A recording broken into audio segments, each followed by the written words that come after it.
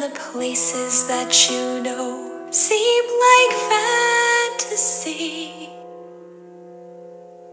There's a light inside your soul that's still shining in the cold, with the truth, the promise in our hearts. Don't forget, I'm with you in the dark.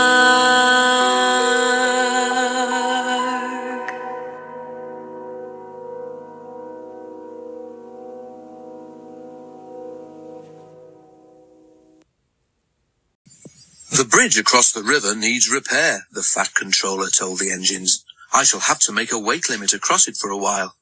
Percy and Daisy will be all right, and Toby too, but Thomas is too heavy. Thomas looked anxious.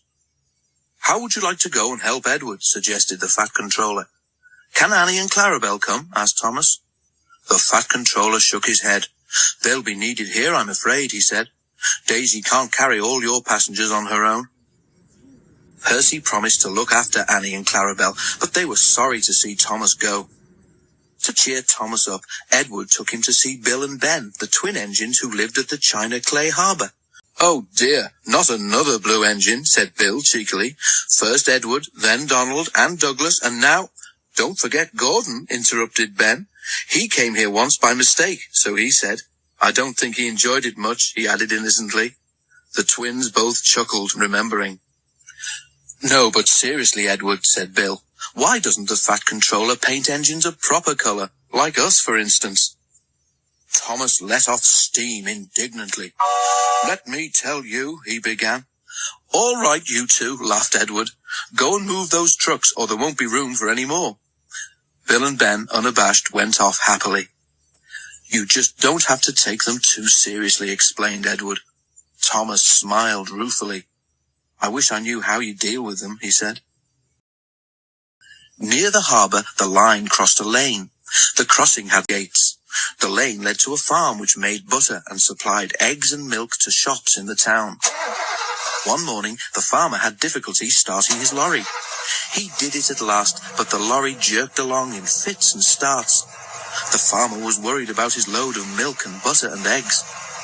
That milk will be churned to butter soon, he muttered to himself as he neared the level crossing. The lorry lurched across the rails. The back wheels were just clear when its engine made a noise like a tired sheep and stopped. The back of the lorry was still jutting out over the railway line. The farmer struggled to start it again, but it would not go.